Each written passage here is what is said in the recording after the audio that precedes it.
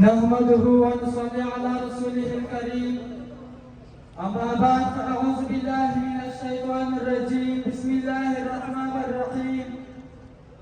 Dan kalim khususi kwanzi bu agar ke ragon shoyo milmanu mushrano spingire mukhawaro dan har sama kita terpak Nabi Karim sallallahu alaihi wasallam terpate awna hiridun ki nabawi tukhpawla dikawam che barat tela salam saha wa assalamu alaikum wa rahmatullahi wa barakatuh.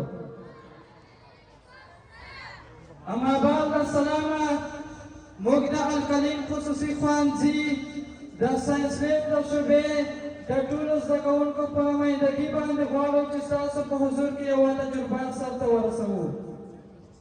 د دې تجربې موخه دا ده چې پوتنشیلي انرژي څه شی ده، څه ډول ذخیره کېږي او بېرته څه ډول په مصرف باندې رسېږي.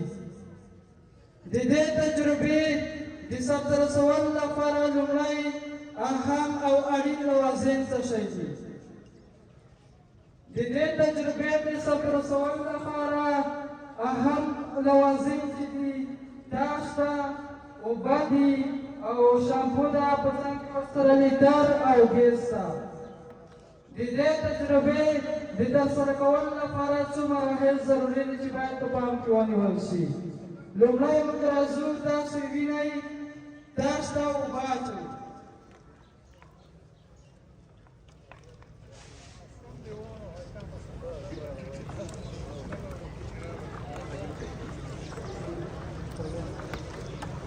درنو حضارو، تاسو په عملي ډول باندې وینئ چې د دې تجربې د سرته رسولو لپاره لومړۍ مرحله تاسو ته د اوبو اچول دي.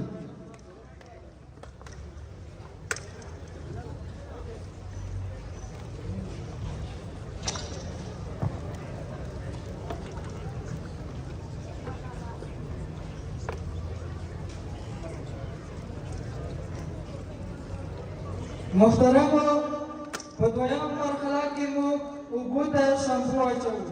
د دې لپاره چې مقطرې اوبه نشي کولی چې د ګیس مالیکولونه ذخیره کړي.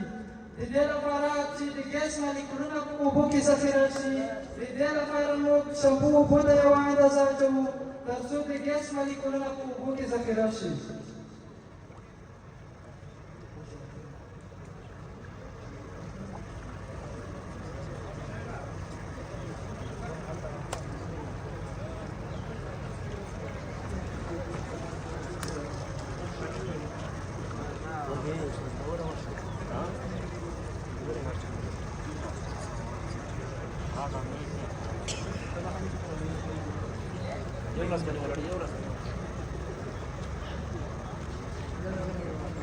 محترمو،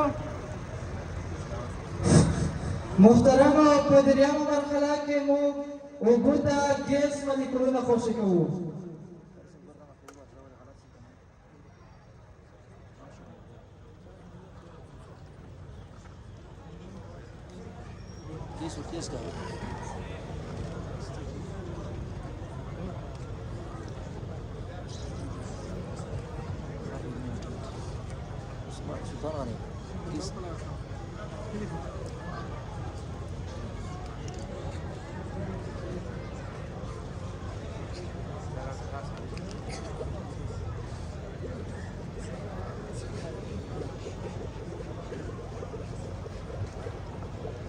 محترمو، داسې ګورئ چې د ګیس مالیکولونه کله اوبو ته داخل شي دوی د اوږدور په ذات باندې بدلوي او د ګازونو مالیکولونه ذخیره کېږي.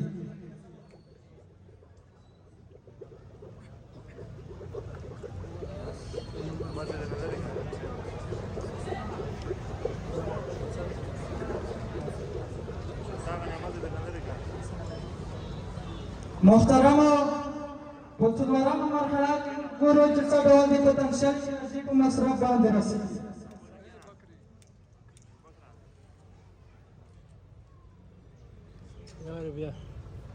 درنو او محترمو حضارو، تاسو یې ولیدل چې پوتنشیلي انرژي څه شی ده، څه ډول په اوبو کې ذخیره کېږي او بېرته څه ډول په مصرف باندې رسېږي.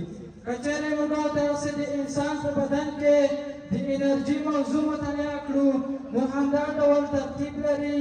کله چې د انسان وجود ته غذایي مواد داخل شي د اکسیجن په واسطه هغه سوځول کیږي چې د عملیې ته په ساینس کې اکسیډیشن عملیه ویل کیږي. محترمو د تاسو د توجه څخه ډېره زیاته مننه کوو چې زموږ تجربه مو په دقت سره وکتله. په آخر کې د یو آباد او لوی افغانستان په هیله.